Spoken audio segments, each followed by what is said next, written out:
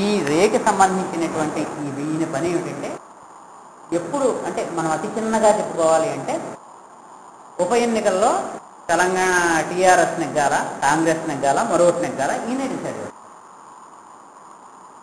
దేన్ని బేస్ చేసుకుని అప్పుడు ఉండేటువంటి ఆంధ్రప్రదేశ్ యొక్క కర్మ రాబోయేటువంటి దాన్ని బట్టి ఈయన ఎవరికి ఎంత ఓటు ఎన్ని శాతం రావాలో కూడా ఈయన డిసైడ్ చేసి ఇటువంటివన్నీ కూడా అంటే అటు పొలిటికల్ స్పియర్ నుంచి మనుషుల యొక్క సంకల్ప శక్తి నుంచి ఆ కాలానికి భూమి ఏ రకంగా ప్రయాణం చేయాలో భూమి మీద ఉండేటువంటి జీవుల అభివృద్ధి రాజకీయంగా సామాజికంగా ఎలా ఉండాలో ఆయన మెయిన్గా చూసుకుంటారు.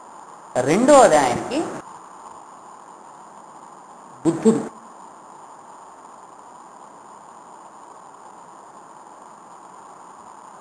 దీని గురించి ఎప్పుడైనా ప్రత్యేకంగా చెప్పుకుందాము. బుద్ధుడు అంటే మనకి చాలా అత్యద్భుతమైనటువంటి వెలుగు.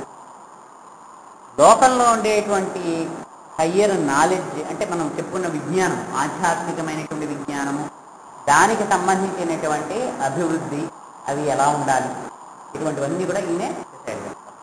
దాన్ని బట్టే మూడో దానికి మహాచౌహాన్ అని చెప్పి చూస్తారు.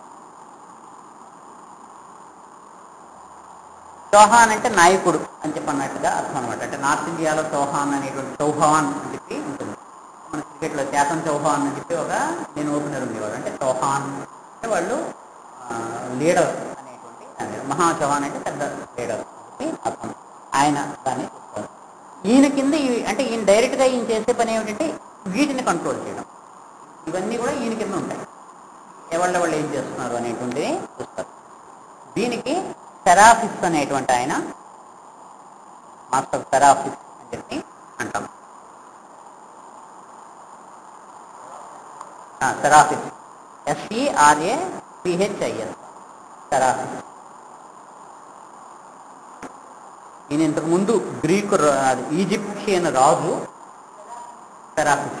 తర్వాత మనకి తెలిసినటువంటి భక్తులో గ్రీకు దేశంలో జన్మించారు. ఇలా వీళ్ళు చాలా జన్మలు అవి తీసుకుంటూ ఉంటారు. ఒక్కోసారి ఒక దేశముకి వాటికి సంబంధించి ఎక్కువ వాళ్ళకి సంబంధించినవి చూసుకుంటూ ఉంటారు. అయితే ప్రపంచం మొత్తానికి సంబంధించినవి చూస్తుంటారు.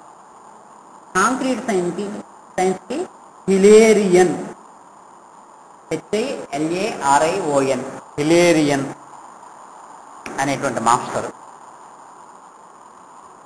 వీళ్ళు ఇప్పుడు మనకి చెప్పుకునేటువంటి ఈ మెడికల్ సైన్స్, ఇంజనీరింగ్ సైన్స్ ఇటువంటివన్నీ కూడా ఎలాగ డెవలప్ అవ్వాలి భూమి మీద అనేటువంటిది అంతా కూడా ఈయన యొక్క అధీనంలో అంతా కూడా.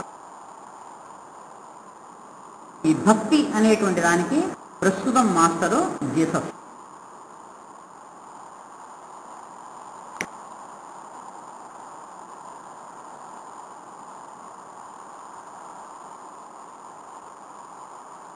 జీసస్ అనే మాస్టర్గా అయిన తర్వాత నుంచి ఆయన భక్తి డివోషన్ అనేటువంటి దాన్ని ఆయన చూస్తున్నారు. అంతకు పూర్వము ఈయనే మనకి అంటే తర్వాత దాంట్లో మనకి రామానుజాచార్యుల కింద కూడా వచ్చింది ఈ వెలుగే అని చెప్పి చెప్తారు. మనకి ఎవరైతే మనకి విశిష్టాద్వైతాన్ని ప్రవర్తింపజేస్తారో మనకి ఇప్పుడు ఉండేటువంటి సుమారుగా వైష్ణవమైనటువంటి గుళ్ళల్లో అన్నిట్లోనూ కూడా పూజా విధానాలు అవన్నీ ఎలా జరగాలో నిశ్చయం చేసి తానంతా పద్ధతిలో పెట్టినటువంటి ఆయన అంతా కూడా రామానుజాచార్యులు. అలా మహానుభావులైన ఎంతటి ప్రేమ అంటే ఆయన గురువు ఆయనకి ఈ అష్టాక్షరీ మంత్రాన్ని ఉపదేశించి చాలా అద్భుతమైనటువంటి మంత్రంలా ఇది నువ్వు చేసుకుంటే తరిస్తావు అని అంటే ఆయన శ్రీరంగంలో ఆ గోపురం పైకెక్కి రండి అందరూనూ మా గురువుగారు అద్భుతమైనటువంటి ఇది చెప్పారు, మోక్షానికి దారి తీసుకుంది ఇది రండి అని చెప్పి గట్టిగా అరిచి చెప్పేశాడు ఆయన. కిందకి దిగాక గురువుగారు ఇదేమిటో నీకు చెప్పింది ఏమిటి రహస్యంగా నేను పూజలు చేసుకోమన్నాను కదా అంటే ఇంత మంచిదాన్ని నా ఒక్కడికి ఏమిటంటే అందరికీ పంపాలి కదా అని పంచాను నేను. అంతటి పరమ ప్రేమ అన్నమాట. పరిపూర్ణంగా 120 సంవత్సరాలు ఆయన బతికారు. చాలా అద్భుతమైనటువంటి రామానుజాచార్యుడు. తర్వాత సెరిమోనియల్ మ్యాజిక్ అనేటువంటి దానికి సెయింట్ జర్మైన్ అని చెప్పి అంటారు. కాంట్ డి సెయింట్ జర్మైన్ అని కూడా అంటారు.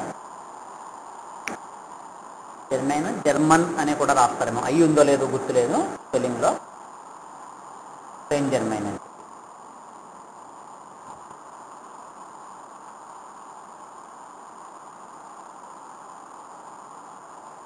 ఇప్పుడు వీళ్ళల్లో ఈ మనువు అనేటువంటి ఆయన యొక్క పోస్ట్లోకి మౌర్య అనేటువంటి మరువు అని అంటాం మనము. మౌర్య అనేటువంటి ఆయన రాబోతున్నారు. ఈయన పురాణాల్లో మనకి మరువు అనేటువంటి ఒక రాజు కింద ఆయన ఉన్నారు. ఆయన మౌర్య అని చెప్పి మనము అంటాం.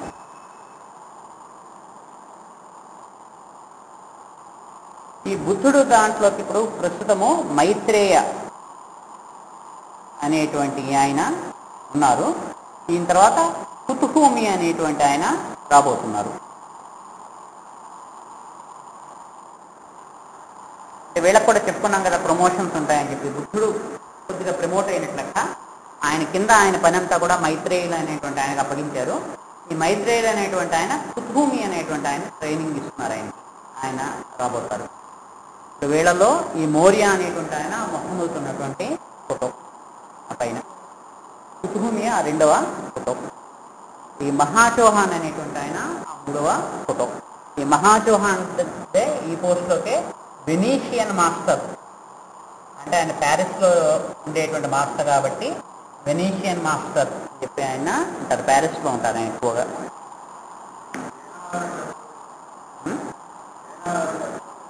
ఇదంతా కూడా థియోసాఫికల్ వాళ్ళది.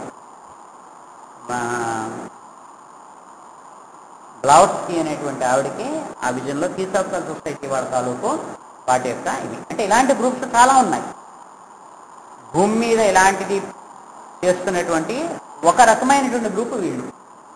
అంటే మాకి మాస్టర్ గారు వాళ్ళు ఆయనకి వీళ్ళతోటి ఒక రకమైనటువంటి సంబంధం ఉంది కాబట్టి వీళ్ళకి సంబంధించినటువంటి విషయాలన్నీ మనకి చెప్పారు.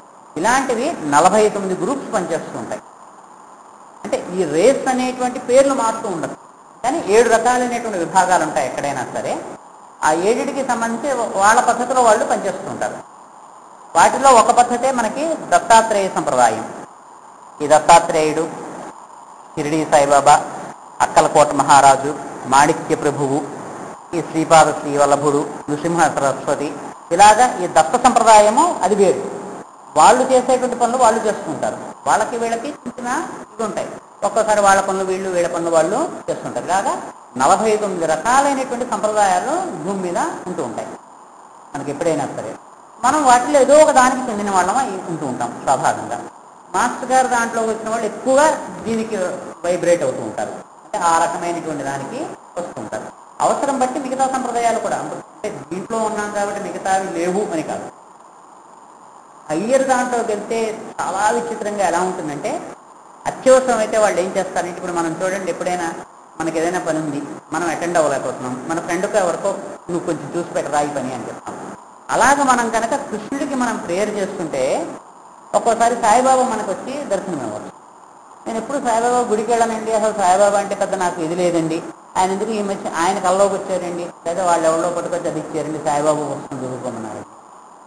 మనకు ఆశ్చర్యం వేస్తుంది. ఆయన మీద మనకి ఇది లేదు, మన ఏదో రాముడు కృష్ణుడికి పద్ధతి లేదు. వాళ్ళకి ఇచ్చేస్తుంటే ఏదో జీసస్కి సంబంధించినటువంటి వాళ్ళు ఎవరో వచ్చి క్రిస్టియన్ ఫ్రెండ్ ఎవరో వాళ్ళు వచ్చి ఏదో చేస్తారు. అదేంటండి అది మనకు తెలియదండి, అసలు వాళ్ళు ఎవరో ఆ క్రీస్తు వాళ్ళు వచ్చారండి, వాళ్ళు వచ్చి ప్రేయర్ చేశారండి, తగ్గిందండి, కానీ అసలు మా దాంట్లో ఇప్పుడు ఆ రకమైనటువంటివి లేవండి. భేదం మనకి కానీ వాళ్ళకి కాదు. అంటే మనం అనుకోవాలంటే కృష్ణుడికి ఖాళీ లేకపోతే ఆయన ఏం చేస్తాడు, సాయిబాబా అని ఎవరినో పంపిస్తాడు. మనకి చెప్తారు కదా ఆయన కథలో కూడా, షిరిడీ సాయిబాబా ఒకసారి బాడీ వదిలిపెట్టేసి ఇంకా నేను 3 రోజులు వెయిట్ చేయండి, నేను మళ్ళీ రాకపోతే దీన్ని ఇచ్చేసేయండి అని చెప్పి, కాల్ చేయండి, పూర్తి చేయండి అని చెప్పారు. ఈ విషయం తెలిసి అప్పటి కాలంలో ఆంగ్లేయులు కాబట్టి వాళ్ళు వచ్చి ఇలా శవాన్ని పెట్టి కూర్చున్నారు ఏమిటి మీ ఊళ్ళో అంటే. ఆ కాలంలో కూడా షిరిడీలో కూడా ఆయన్ని నమ్మని వాళ్ళు కూడా ఉంటారు. వాళ్ళు ఎవరో రిపోర్ట్ చేస్తే వాళ్ళు వచ్చి క్యాట్ తీసేయాలి ఇలాగాలంటే, కాదండి 3 రోజులు చూడమన్నారండి అంటే అది పెద్ద గొడవ. అదంతాను చిట్ట చివరికి 3వ రోజైనా లేచేయడండి. లేచిన తర్వాత శిష్యులు అడిగారు, ఏంటండి ఏమిటో చెప్తాను, ఏం జరిగింది అంటే, నా పని అయిపోయింది, యాక్చువల్గా నాకు ఉన్నటువంటి జీవితకాలం నేను వెళ్ళిపోదామని చెప్పి అనుకున్నాను, కానీ వంగదేశంలో రామకృష్ణ పరమహంసున్నాడు, ఆయన వచ్చేస్తానని చెప్పి తగ్గొడవ చేస్తున్నట్ట, అందుకే నన్ను ఆపి ఆయన్ని తీసుకెళ్ళిపోయారు అన్నారు. ఈయన ఈ విషయం చెప్పిన సరిగ్గా ఆ సమయంలోనే కొంచెం అటు ఇటుగా రామకృష్ణ పరమహంస ఆయన శరీరాన్ని విడిచిపెట్టారు.